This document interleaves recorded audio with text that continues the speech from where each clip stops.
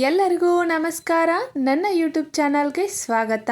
ಇವತ್ತಿನ ವ್ಲಾಗಲ್ಲಿ ಯೋಗ, meditation, affirmation ಜೊತೆಗೆ ಲಂಚ್ ಬಾಕ್ಸ್ ರೆಸಿಪಿನೂ ಕೂಡ ಶೇರ್ ಮಾಡ್ಕೊಂಡಿದ್ದೀನಿ. ಐ ಹೋಪ್ ಎಲ್ಲರಿಗೂ ಇವತ್ತಿನ ವ್ಲಾಗ್ ಇಷ್ಟ ಆಗತ್ತೆ ಅಂತ ಅಂದ್ಕೊಂಡಿದ್ದೀನಿ. ಇಷ್ಟ ಆದರೆ please like, share and subscribe ಮಾಡ್ಕೊಳ್ಳೋದನ್ನು ಮರೆಯೋದಕ್ಕೆ ಹೋಗಬೇಡಿ. ಇದೇ ಥರ ಹೊಸ ಒಳ್ಳೆ ವಿಡಿಯೋಗಳನ್ನು ಅಪ್ಲೋಡ್ ಮಾಡ್ತಾ ಇರ್ತೀನಿ ಅಂತ ಹೇಳ್ತಾ ಇವತ್ತಿನ ವ್ಲಾಗ್ನ ಸ್ಟಾರ್ಟ್ ಮಾಡೋಣ. ನಾನಿವತ್ತು ಮಾರ್ನಿಂಗ್ 4 o'clock ಡೇ ಸ್ಟಾರ್ಟ್ ಮಾಡ್ಕೊಂಡಿದ್ದೀನಿ. ಪ್ರತಿದಿನವೂ ಮಾರ್ನಿಂಗ್ 4 o'clockನೇ ಎದ್ದೇಳ್ತೀನಿ. ಸೊ ಇವತ್ತು ಕೂಡ ಮಾರ್ನಿಂಗ್ 4 o'clockನೇ ಎದ್ದಿದ್ದೀನಿ. ಹಾಗೆ ಕಿಚನ್ಗೆ ಹೋಗಿದ್ದಾದಮೇಲೆ ಫಸ್ಟು ನಾನು ವಿಂಡೋನ ಓಪನ್ ಮಾಡ್ತೀನಿ, ಯಾಕಂದರೆ ರಾತ್ರಿ ಎಲ್ಲ ಫುಲ್ ಸ್ಮೆಲ್ಲಾಗಿರುತ್ತೆ ಕಿಚನ್. ಸೊ ಹಾಗಾಗಿ ಆಮೇಲೆ 1 ಗ್ಲಾಸಷ್ಟು ಹಾಟ್ ವಾಟರ್ನ ತೊಗೊಂಡಿದ್ದೀನಿ.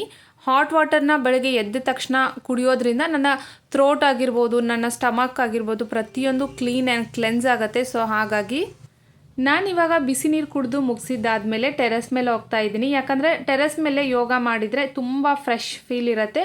ಮನೆಯಲ್ಲಿ ಮಾಡೋಕ್ಕಿಂತ ಇತ್ತೀಚೆಗೆ ಟೆರೆಸ್ ಮೇಲೇ ಜಾಸ್ತಿ ಮಾಡ್ತಾ ಇದ್ದೀನಿ. ಸೊ ಹಾಗಾಗಿ ಟೆರೆಸ್ ಮೇಲೆ ಯೋಗ ಮಾಡೋದಕ್ಕೆ ಅಂತ ಹೋಗಿದ್ದೀನಿ. ಇವತ್ತು ಕೆಲವೊಂದಿಷ್ಟು ಕ್ಲಿಪ್ಸ್ ಎಲ್ಲ ಡಿಲೀಟ್ ಆಗಿದೆ ಯೋಗ ಮಾಡಿರೋದು. ಸೊ ಹಾಗಾಗಿ ನನ್ನ ಹತ್ರ ಎಷ್ಟು ಇದೆಯಲ್ಲ ಅಷ್ಟು ಯೋಗದ ಆಸನಗಳನ್ನು ಮಾತ್ರ ನಾನು ಇವತ್ತು ಅಪ್ಲೋಡ್ ಮಾಡಿದ್ದೀನಿ. ನನಗೂ ಕೂಡ ಗೊತ್ತಿಲ್ಲ ಅದು ವಿಡಿಯೋ ಹೇಗೆ ಡಿಲೀಟ್ ಆಯಿತು ಅಂತ. ಸೊ ಇವತ್ತು ನಾನು ಏನು ಯೋಗ ಮಾಡಿ ತೋರಿಸ್ತಾ ಇದ್ದೀನಲ್ಲ, ಇದು ಫುಲ್ ಬಾಡಿ ವರ್ಕೌಟ್ ಆಗುತ್ತೆ. ಇದನ್ನು ನಿಮ್ಮ ಮನೇಲಿ ನೀವು ಕೂಡ ಟ್ರೈ ಮಾಡ್ಬೋದು. ತುಂಬ ಜನರ ತಲೆಯಲ್ಲಿ ತಪ್ಪು ಕಲ್ಪನೆ ಇದೆ, ಯೋಗ ಅಂದರೆ ಒಂದು ಸಣ್ಣ ಆಗೋದಕ್ಕೆ ಮಾಡಬೇಕು, ಇಲ್ಲ ಒಂದು ದಪ್ಪ ಆಗೋದಕ್ಕೆ ಮಾಡಬೇಕು ಅಂತ ಅಂದ್ಕೊಂಡಿದ್ದಾರೆ. ಅದು ಯಾವುದೂ ಅಲ್ಲ. ಯೋಗ ಅಂದರೆ ನಮ್ಮ ಜೀವನದ ಒಂದು ಭಾಗ ಅಂತಲೇ ಹೇಳ್ಬೋದು. ಯೋಗ ಮಾಡೋದ್ರಿಂದ ಮೆಂಟಲಿ, ಫಿಸಿಕಲಿ, ಎಮೋಷ್ನಲಿ ಸಕ್ಕ ಸ್ಟ್ರಾಂಗ್ ಆಗ್ತೀವಿ ನಾವು. ನಮ್ಮ ಬಾಡಿ ಆಗಿರ್ಬೋದು, ನಮ್ಮ ಮೈಂಡ್ ಆಗಿರ್ಬೋದು ಡೈಮಂಡ್ ಅಷ್ಟು ಸ್ಟ್ರಾಂಗ್ ಆಗುತ್ತೆ ಆ್ಯಂಡ್ ಕ್ಲಾರಿಟಿ ಸಿಗುತ್ತೆ. ಲೈಫಲ್ಲಿ ನಾವು ಏನು ಮಾಡಬೇಕು, ಏನು ಮಾಡಬಾರ್ದು ಅನ್ನೋದ್ರ ಬಗ್ಗೆ ಕ್ಲಾರಿಟಿ ಸಿಗುತ್ತೆ. ಜೀವನದಲ್ಲಿ ಏನಾದರೂ ಸಾಧನೆ ಮಾಡುವಂಥ ಪ್ರತಿದಿನ ನಮ್ಮ ಮೈಂಡ್ ನಮಗೆ ಅಲರ್ಟ್ ಮಾಡ್ತಾ ಇರುತ್ತೆ.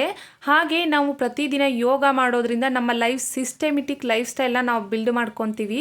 ಹಾಗೆ 4 ಜನ ನಮ್ಮನ್ನು ನೋಡಿದಾಗ ಅವರು ನಮ್ಮಿಂದ ಇನ್ಸ್ಪೈರ್ ಆಗ್ತಾರೆ. ನಾವು ಈ ಥರ ಏನು ಲೈಫ್ ಸ್ಟೈಲ್ನ ಬಿಲ್ಡ್ ಮಾಡ್ಕೊತೀವಲ್ಲ, ಇದು ನಮಗೆ ಹೆಮ್ಮೆ ತಂದುಕೊಡುತ್ತೆ. ನಮ್ಮ ಮನಸ್ಸಿಗೆ ನಮ್ಗೆ ಹೆಮ್ಮೆ ಅನ್ನಿಸ್ಬೇಕು. ನಾನು ಮಾಡ್ತಾ ಇರೋ ಕೆಲಸ ನಮಗೆ ಪ್ರೌಡ್ ಫೀಲ್ ಅಂತ ಅನ್ನಿಸ್ಬೇಕು. ಇವಾಗ ನಾನು ಯೋಗಾಸನ ಮಾಡ್ತಾ ಇದ್ದೀನಲ್ಲ, ನೀವು ಅನ್ಕೋಬೋದು ನಮಗೋಸ್ಕರ, ನೀವು ವ್ಯೂವರ್ಸ್ಗೋಸ್ಕರ ನಾನು ಯೋಗ ಮಾಡ್ತಾ ಇಲ್ಲ, ಹಾಗೆ ನಮ್ಮ ಫ್ಯಾಮಿಲಿಗೋಸ್ಕರ ನಾನು ಯೋಗ ಮಾಡ್ತಾ ಇಲ್ಲ, ಅಥವಾ ನಮ್ಮ ಅಕ್ಕಪಕ್ಕ ಆಂಟಿ ಅವರು ಇವರು ಇರ್ತಾರಲ್ಲ ಅವ್ರಿಗೆಲ್ಲ ತೋರಿಸ್ಬೇಕು ಅನ್ನೋದಕ್ಕೋಸ್ಕರ ನಾನು ಯೋಗ ಇದೆಲ್ಲ ಮಾಡೋದಕ್ಕೆ ಹೋಗಲ್ಲ.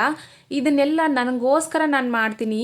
ಇತ್ತೀಚೆಗೆ ನಾನು ಜಿಮ್ ವರ್ಕೌಟ್ ಕೂಡ ಸ್ಟಾರ್ಟ್ ಮಾಡಿದ್ದೀನಿ. ಯಾಕಂದರೆ ನೋಡೋಣ, ಸ್ವಲ್ಪ ಅದನ್ನು ಕೂಡ ಎಕ್ಸ್ಪೀರಿಯೆನ್ಸ್ ಮಾಡೋಣ ಅಂತ ಹೇಳಿಬಿಟ್ಟು ಇವಾಗ ಮೆಡಿಟೇಷನ್ನ ಮಾಡಿದೆ. ಮೆಡಿಟೇಷನ್ ಮಾಡಿ ಮುಗಿಸಿದ್ದಾದಮೇಲೆ ಅಫಾರ್ಮೇಷನ್ನ ಹೇಳ್ತಾ ಇದ್ದೀನಿ. ಸೆಲ್ಫ್ ಲವ್ ಅಫಾರ್ಮೇಷನ್ಸ್ ಕೂಡ ನಾನು ಹೇಳ್ತೀನಿ. ಹೇಳಿ ಮುಗಿಸಿದ್ದಾದಮೇಲೆ ನಾನಿಲ್ಲಿ ಮಂತ್ರ ಜಪವನ್ನು ಮಾಡ್ತೀನಿ. ಮಂತ್ರ ಜಪ ಮಾಡೋದ್ರಿಂದ ನಮ್ಮ ಬಾಡಿ, ನಮ್ಮ ಮೈಂಡ್, ಹಾಗೆ ನಮ್ಮ ಸೋಲ್ ಏನಿರತ್ತಲ್ಲ, we are align to universe ಅಂತ ಹೇಳ್ತಾರೆ. ಸೊ ಹಾಗಾಗಿ ನಾನು ಜಪ ಮಾಡಿ ಮುಗಿಸಿದ್ದಾದ್ಮೇಲೆ ಇಲ್ಲಿ ನೀವು ನೋಡ್ಬೋದು ಬೆಂಗಳೂರು ಎಷ್ಟು ಸೈಲೆಂಟ್ ಆಗಿರುತ್ತೆ ಮಾರ್ನಿಂಗ್ ಟೈಮ್ ಅಂತ. ಅರ್ಲಿ ಮಾರ್ನಿಂಗ್ ಎದ್ದೇಳೋದ್ರಿಂದ ಈ ಸೈಲೆಂಟ್ ಏನಿರತ್ತಲ್ಲ ಅದು ಮತ್ತೆ ಯಾವಾಗಲೂ ಸಿಗೋದೇ ಇಲ್ಲ. ಇದು ಮತ್ತೆ ಮಾರ್ನಿಂಗ್ ಟೈಮಲ್ಲಿ ಮಾತ್ರ ಸಿಗತ್ತೆ. ಅದೆಲ್ಲ ಮುಗಿಸ್ಕೊಂಡು ಬಂದಿದ್ದಾದಮೇಲೆ ನಾನಿವಾಗ ಅಫಾರ್ಮೇಷನ್ಸ್ ಕೂಡ ಬರೆದು ಮುಗಿಸ್ದೆ. ಅಫಾರ್ಮೇಷನ್ಸ್ ಬರೆದು ಮುಗಿಸಿದ್ದಾದಮೇಲೆ ನಾನಿಲ್ಲಿ ನಮ್ಮ ಮನೆಯವ್ರಿಗೆ ಆಫೀಸ್ಗೆ ಅಂತ ಲಂಚ್ ಬಾಕ್ಸ್ನ ರೆಡಿ ಮಾಡ್ತಾ ಇದ್ದೀನಿ. ನನ್ನ 2 ಮಕ್ಕಳು ಸ್ಕೂಲ್ ಕೂಡ ರಜೆ ಇತ್ತು ಇವತ್ತು. ಸೊ ಹಾಗಾಗಿ ಅವರಿಬ್ಬರು ಮನೇಲಿದ್ದಾರೆ.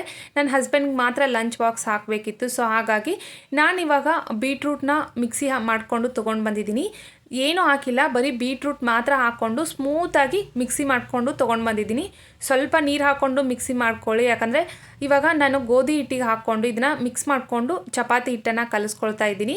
ಬೀಟ್ರೂಟ್ ಹಾಕ್ಕೊಂಡು ಚಪಾತಿ ಮಾಡಿದರೆ ಹೆಲ್ದಿಯಾಗಿರುತ್ತೆ. ಸೊ ಹಾಗಾಗಿ ನೀವು ಕೂಡ ಅಷ್ಟೇ ಚಪಾತಿ ಮಾಡಬೇಕಾದ್ರೆ ಬೀಟ್ರೂಟ್ ಹಾಕ್ಕೊಂಡು ಒಂದಿನ ಚಪಾತಿ ಮಾಡ್ಕೊಳ್ಳಿ, ಇನ್ನೊಂದು ದಿನ ಪಾಲಕ್ ಹಾಕ್ಕೊಂಡು ಚಪಾತಿ ಮಾಡ್ಕೊಳ್ಳಿ.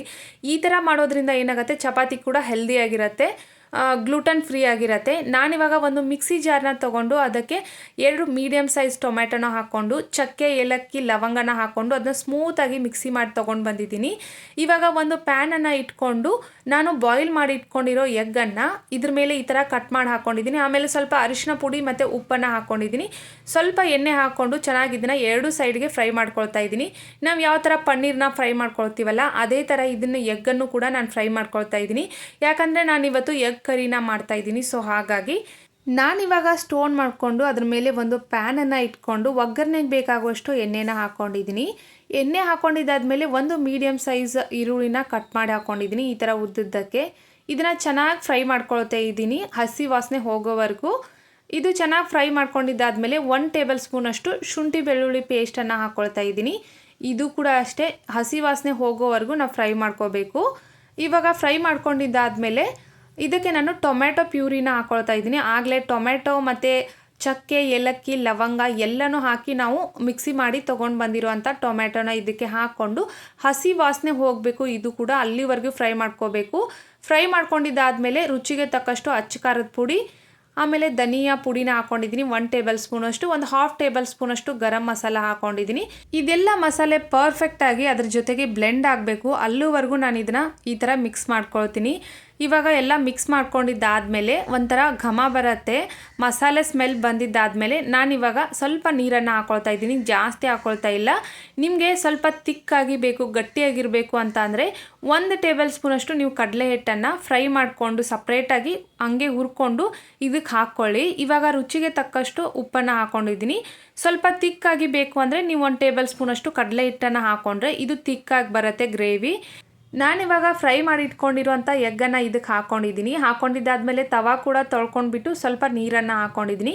ಇದನ್ನು ಇವಾಗ ಚೆನ್ನಾಗಿ ಬಾಯ್ಲ್ ಮಾಡ್ಕೊತೀನಿ. ಅದರಲ್ಲಿರೋ ನೀರೆಲ್ಲ ಆವಿಯಾಗಿ ಹೋಗಬೇಕು, ಅಲ್ಲಿವರೆಗೂ ಬಾಯ್ಲ್ ಮಾಡ್ಕೊತೀನಿ. ಬಾಯ್ಲ್ ಮಾಡ್ಕೊಂಡ್ರೆ ಒಂಥರ ತಿಕ್ಕಾಗಿ ಸ್ಟ್ರಕ್ಚರ್ ಚೆನ್ನಾಗಿರುತ್ತೆ. ಸೊ ಹಾಗಾಗಿ ಇವಾಗ ಇದು ಕೂಡ ರೆಡಿ ಆಯಿತು ಗ್ರೇವಿ. ಅದನ್ನ ಕೆಳಗಡೆ ಇಳಿಸಿಟ್ಬಿಟ್ಟು ಇವಾಗ ಚಪಾತಿ ಮಾಡ್ಕೊಳ್ಳೋದಕ್ಕೆ ಅಂತ ಹಂಚನ್ನು ಕಾಯೋದಕ್ಕಂತ ಇಟ್ಕೊಂಡಿದ್ದೀನಿ. ಈ ಕಡೆಗೆ ಚಪಾತಿ ಕೂಡ ಲಟ್ಟಿಸ್ಕೊಳ್ತಾ ಇದ್ದೀನಿ. ಅಂದರೆ ಪ್ರತಿದಿನ ಏನಾಗುತ್ತೆ, ನನ್ನ ಮಕ್ಕಳಿಗೆ ಈ ಥರ ಎಲ್ಲ ಬಾಕ್ಸ್ ಹಾಕಿದರೆ ಅವ್ರಿಗೆ ತಿನ್ನೋದಕ್ಕಾಗಲ್ಲ. ಅಂದರೆ ಯಾವ ಥರ ಪಲ್ಯ ಹಚ್ಕೊಂಡೆಲ್ಲ ತಿನ್ನೋದಕ್ಕಾಗಲ್ಲ. ಸೊ ಆಲ್ಮೋಸ್ಟ್ ಅವ್ರಿಗೆ ರೋಲ್ ಮಾಡಿ ಇಡೋದು, ಕ್ವಿಕ್ಕಾಗಿ ತಿನ್ನೋದಕ್ಕೆ ಈಸಿಯಾಗಿರೋ ಅಂಥ ಲಂಚ್ ಬಾಕ್ಸ್ನ ರೆಡಿ ಮಾಡಿ ಕಳಿಸ್ತೀನಿ ನನ್ನ ಮಕ್ಕಳಿಗೆ. ಹಾಗೆ ನಮ್ಮ ಹಸ್ಬೆಂಡ್ಗೂ ಕೂಡ ಅದನ್ನೇ ಹಾಕಿ ಕಳಿಸ್ತೀನಿ. ಸೊ ಇವತ್ತಿಬ್ಬರು ಮಕ್ಕಳು ಮನೆಯಲ್ಲಿದ್ದಾರಲ್ವ, ಸೊ ಅವ್ರಿಗೆ ಡಿಫ್ರೆಂಟಾಗಿ ಮಾಡಿ ಕಟ್ಟೋಣ ಅಂತ ಹೇಳ್ಬಿಟ್ಟು ಈ ಥರ ರೆಡಿ ಮಾಡ್ಕೊಂಡಿದ್ದೀನಿ ಇವತ್ತು. ನನಗೆ ಅಡುಗೆ ಮಾಡೋದು ಅಂದರೆ ತುಂಬ ಇಷ್ಟ. ಎಷ್ಟು ವೆರೈಟಿ ರೆಸಿಪಿ ಮಾಡಂದ್ರೂ ಮಾಡ್ತೀನಿ, ಮಾಡೋದಕ್ಕೂ ಬೇಜಾರಿಲ್ಲ. ಬಟ್ ಏನಕ್ಕೆ ತುಂಬ ಬೇಜಾರಾಗತ್ತೆ ಅಂದರೆ ಪಾತ್ರೆ ತೊಳೆಯೋ ಕೆಲಸ ಮಾತ್ರ ಬೇಜಾರು ನನಗೆ. ಇವಾಗ ಎಲ್ಲ ಚಪಾತಿನೂ ಕೂಡ ಮಾಡಿ ಮುಗಿಸಿದ್ದಾದಮೇಲೆ ಅವ್ರಿಗೆ ಬಾಕ್ಸ್ನ ಹಾಕ್ತಾಯಿದ್ದೀನಿ. ನಾನು ಲಂಚ್ ಬಾಕ್ಸ್ನ ಕಟ್ಟಬೇಕಾದ್ರೆ ಪ್ರತಿದಿನವೂ ಯೋಚನೆ ಮಾಡ್ತೀನಿ, ಇವತ್ತಿನ ಲಂಚ್ ಬಾಕ್ಸಲ್ಲಿ ಏನು ಪ್ರೋಟೀನ್ ಇದೆ ಅಂತ ಯೋಚನೆ ಮಾಡ್ತೀನಿ. ಮೊದಲು ಅದನ್ನೇ ತಲೆಯಲ್ಲಿ ಇಟ್ಕೊಂಡು ಆಮೇಲೆ ನಾನು ಲಂಚ್ ಬಾಕ್ಸ್ನ ಪ್ರಿಪೇರ್ ಮಾಡ್ತೀನಿ. ಇವಾಗ ಲಂಚ್ ಬಾಕ್ಸಲ್ಲಿ ನಾನು ಗ್ರೇವಿನ ಹಾಕಿದ್ದೀನಿ, ಹಾಗೆ 1-2 ಚಪಾತಿನ ಹಾಕಿದ್ದೀನಿ. ಇನ್ನೊಂದು ಬಾಕ್ಸಲ್ಲಿ ಡ್ರೈ ಫ್ರೂಟ್ಸು ಹಾಗೆ ಬನಾನಾನ ಹಾಕಿದ್ದೀನಿ. ನಮ್ಮ ಮನೆಯವರು ಅಷ್ಟು ಜಾಸ್ತಿ ಇಷ್ಟಪಡಲ್ಲ ಡ್ರೈ ಫ್ರೂಟ್ಸ್ ಎಲ್ಲ ತಿನ್ನೋದಕ್ಕೆ. ಬೆಳೆಯೋ ಮಕ್ಕಳಿಗೆ ಡ್ರೈ ಫ್ರೂಟ್ಸ್ನ ಕೊಡು, ನಮಗೆಲ್ಲ ಯಾಕೆ ಕೊಡ್ತೀಯಾ ಅಂತಾರೆ. ಅವರು ಮನೇಲಿದ್ದಾಗ ಈ ಥರ ಡ್ರೈ ಫ್ರೂಟ್ಸ್ ತಿನ್ನಲ್ಲ ಅಂತ ಹೇಳ್ಬಿಟ್ಟು ಬಾಕ್ಸಿಗೆ ಹಾಕಿ ಕಳಿಸಿರ್ತೀನಿ. ನಮ್ಮ ಮನೆಯ ಬೆನ್ನೆಲುಬು ಅಂತ ಅಂದರೆ ನಮ್ಮ ಹಸ್ಬೆಂಡ್. ಅವರು ಆರೋಗ್ಯವಾಗಿದ್ದರೆ, ಅವರು ಚೆನ್ನಾಗಿದ್ರೆ ನಾವೆಲ್ಲರೂ ಆರೋಗ್ಯವಾಗಿದ್ದಾಗೆ, ಹಾಗೆ ನಾವೆಲ್ಲರೂ ಹ್ಯಾಪಿಯಾಗಿದ್ದೀವಿ ಅಂತಲೇ ಅರ್ಥ. ಹಗಲು ರಾತ್ರಿ ಅಂದೇ ನಮಗೋಸ್ಕರ ಅಷ್ಟೊಂದೆಲ್ಲ ದುಡಿತಾ ಇರ್ತಾರೆ. ಅವ್ರಿಗೆ ನಾವು ಎಷ್ಟು ಚೆನ್ನಾಗಿ ಅಡುಗೆ ಮಾಡಿ ಹಾಕಿದ್ರು ಕಡಿಮೆನೇ. ನಮ್ಮ ಹಸ್ಬೆಂಡ್ನ ಆಫೀಸ್ಗೆ ಕಳಿಸಿದ್ದಾದಮೇಲೆ ಕಸ ಗುಡಿಸ್ಕೊಂಡು, ನೆಲ ಒರೆಸ್ಕೊಂಡು, ಪಾತ್ರೆ ಎಲ್ಲ ತೊಳ್ಕೊಂಡು, ಗ್ಯಾಸ್ ಕಟ್ಟಿ ಎಲ್ಲ ಕ್ಲೀನ್ ಮಾಡಿಕೊಂಡು ಸ್ನಾನ ಕೂಡ ಮುಗಿಸ್ಕೊಂಡು ಬಂದೆ. ಸ್ನಾನ ಮುಗಿಸ್ಕೊಂಡು ಬಂದಿದ್ದಾದಮೇಲೆ ನಾನು ಫಸ್ಟು ಪೂಜೆ ಮಾಡ್ತೀನಿ. ದೇವ್ರಿಗೆ ಊದುಬತ್ತಿ ಹಚ್ಚೋದು, ಗ್ಯಾಸ್ ಸ್ಟವ್ನ ಪೂಜೆ ಮಾಡೋದು, ಇದೆಲ್ಲ ಮಾಡಿ ಮುಗಿಸ್ತಾ ಇದ್ದೆ. ಅಷ್ಟೊತ್ತಿಗೆ ನನ್ನ ಮಕ್ಕಳು ಅಮ್ಮ ತಿನ್ನೋಕೆ ಏನಾದರೂ ಬೇಕು ಅಂತ ಇದ್ರು. ಮನೇಲಿದ್ದರೆ ಅವರು ಜಾಸ್ತಿ ತಿನ್ನೋದಕ್ಕೆ ಏನಾದರೂ ಕ್ರೇವಿಂಗ್ಸ್ ಆಗ್ತಾ ಇರುತ್ತೆ. ಏನಾದರೂ ಸ್ವೀಟ್ ಆಗಿರ್ಬೋದು, ಈ ಥರ ಸ್ಪೈಸಿ ಆಗಿರ್ಬೋದು, ಏನಾದರೂ ಆ ಥರ ಬೇಕೇ ಬೇಕು ಅವ್ರಿಗೆ ತಿನ್ನೋದಕ್ಕೆ. ನೀವು ತೋರಿಸ್ತಾ ಇರೋ ಸಪೋರ್ಟ್ನ ನೋಡಿದರೆ ನಂಗೆ ತುಂಬಾ ಖುಷಿ ಆಗುತ್ತೆ. ನನ್ನ ಲೈಫ್ ಲಾಂಗ್ ನಿಮಗೆ ಗ್ರ್ಯಾಟಿಟ್ಯೂಡ್ನ ಹೇಳಿದ್ರು ಕಡಿಮೆನೇ ಅಂತ ಅಂದ್ಕೊಳ್ತೀನಿ. ಎಷ್ಟು ಒಳ್ಳೆ ರೆಸ್ಪಾನ್ಸ್ ಬರ್ತಾ ಇದೆ. ಆಮೇಲೆ ನನ್ನ ಹೊಸ ಯೂಟ್ಯೂಬ್ ಚಾನಲ್ ಆದರೂ ಕೂಡ ಎಷ್ಟು ಒಳ್ಳೆ ಪ್ರೀತಿಯಿಂದ ಮೆಸೇಜಸ್ನ ಕಳಿಸ್ತೀರಾ. ಅದೆಲ್ಲ ನೋಡಿದಾಗ ತುಂಬ ಖುಷಿಯಾಗತ್ತೆ. ನಾನಿವಾಗ ಎಲ್ಲ ಪೂಜೆ ಎಲ್ಲ ಮಾಡಿ ಮುಗಿಸಿದ್ದಾದಮೇಲೆ ನಾನು ಮೆಡಿಟೇಷನ್ನ ಮಾಡ್ತೀನಿ. ಮೆಡಿಟೇಷನ್ ಅನ್ನೋದು ನನಗೆ ಮರುಜೀವ ಕೊಟ್ಟಿರುವಂಥ ಒಂದು ಶಕ್ತಿ ಅಂತಲೇ ಹೇಳ್ಬೋದು. ಹಾಗೆ ವಾಟರ್ ಮ್ಯಾನಿಫೆಸ್ಟೇಷನ್ ಕೂಡ ಮಾಡ್ತಾಯಿದ್ದೀನಿ. 21 ಡೇಸ್ ಯಾವುದೇ ಒಂದು ಮ್ಯಾನಿಫೆಸ್ಟೇಷನ್ ನೀವು ಸ್ಟಾರ್ಟ್ ಮಾಡಿದರೆ ಮಿನಿಮಮ್ 21 ಡೇಸ್ ಮಾಡಬೇಕು. ಆವಾಗಲೇ ಅದು ಪರ್ಫೆಕ್ಟಾಗಿ ನಮಗೆ ರಿಸಲ್ಟ್ ಕೊಡುತ್ತೆ. ನಾವು ಒಂದಿನ ಮಾಡಿ ಬಿಟ್ಟರೆ ಆಮೇಲೆ ಮ್ಯಾನಿಫೆಸ್ಟೇಷನ್ ರಿಸಲ್ಟ್ ಗೊತ್ತಾಗಲ್ಲ, ಅದು ಆಗತ್ತೆ ಅಂತ ನಂಬಿಕೆನೂ ಬರಲ್ಲ. ನೀವು 21 ಡೇಸ್ ಮಾಡಿದಾಗಲೇ ಅದ್ರ ಪರ್ಫೆಕ್ಟ್ ರಿಸಲ್ಟ್ ನಮ್ಗೆ ಗೊತ್ತಾಗತ್ತೆ. ಇವಾಗ ಮಾಡಿ ಎಲ್ಲ ಮುಗಿಸಿದ್ದಾದಮೇಲೆ ಅದೇ ನೀರನ್ನು ಕುಡಿತಾ ಇದ್ದೀನಿ. ವಾಟರ್ ಮ್ಯಾನಿಫೆಸ್ಟೇಷನ್ ಮಾಡಿದ್ದಾದಮೇಲೆ ಆ ನೀರನ್ನು ನಾವು ಕುಡಿಬೇಕು. 1-2 ಟೈಮಲ್ಲಿ ನಾನು ಅದನ್ನ ಖಾಲಿ ಮಾಡ್ತೀನಿ. ಇವಾಗ ನೋಡ್ಬೋದು ಕಿಚನಲ್ಲಿ ನಾನು ಯಾವ್ಯಾವ ಪ್ಲ್ಯಾಂಟ್ನೆಲ್ಲ ಹಚ್ಚಿದ್ನಲ್ಲ ಅದೆಲ್ಲ ಚೆನ್ನಾಗಿ ಗ್ರೋ ಆಗ್ತಾ ಇದೆ. ಅದನ್ನ ನೋಡಿ ತುಂಬ ಖುಷಿ ಆಯಿತು ನನಗಂತೂ. ನಾನಿವಾಗ ಮಕ್ಕಳಿಗೆ ಬನಾನಾ ಸ್ಮೂದಿನ ಮಾಡಿಕೊಡೋಣ ಅಂತ ಹೇಳಿಬಿಟ್ಟು ರೆಡಿ ಮಾಡ್ಕೊಳ್ತಾ ಇದ್ದೀನಿ. ಇವಾಗ ಒಂದು ಮಿಕ್ಸಿ ಜಾರ್ನ ತೊಗೊಂಡು ಅದಕ್ಕೆ 3 ಬನಾನಾನ ಹಾಕ್ಕೊಂಡಿದ್ದೀನಿ. 3 ಬನಾನಾನ ಹಾಕ್ಕೊಂಡಿದ್ದಾದಮೇಲೆ ನೆನೆಸಿಟ್ಕೊಂಡಿರುವಂಥ ಬಾದಾಮನ್ನ ಹಾಕ್ಕೊಳ್ತಾ ಇದ್ದೀನಿ. 6 ಬಾದಾಮನ್ನು ಹಾಕ್ಕೊಂಡಿದ್ದೀನಿ. ಬಾದಾಮ್ ಹಾಕ್ಕೊಂಡಿದ್ದಾದಮೇಲೆ 1 ಟೇಬಲ್ ಸ್ಪೂನಷ್ಟು ಕೋಕೋ ಪೌಡರನ್ನು ಹಾಕ್ಕೊಂಡಿದ್ದೀನಿ. ರುಚಿಗೆ ತಕ್ಕಷ್ಟು ನಾನು ಹನಿನ ಹಾಕ್ಕೊಳ್ತಾ ಇದ್ದೀನಿ. ಶುಗರ್ ಎಲ್ಲ ಹಾಕ್ಕೊಳ್ಬಾರ್ದು. ಸೊ ಹಾಗಾಗಿ ನಾನಿಲ್ಲಿ ಗೋಡಂಬಿ ಆಮೇಲೆ ಒಣ ದ್ರಾಕ್ಷಿಯನ್ನು ಕೂಡ ಹಾಕ್ಕೊಂಡಿದ್ದೀನಿ. ನೆನೆಸಿಟ್ಟು ಹಾಕ್ಕೊಂಡ್ರೆ ತುಂಬ ಬೇಗ ಸ್ಮೂತ್ ಆಗುತ್ತೆ. 2 ಖರ್ಜೂರನ ಕೂಡ ಹಾಕ್ಕೊಂಡಿದ್ದೀನಿ.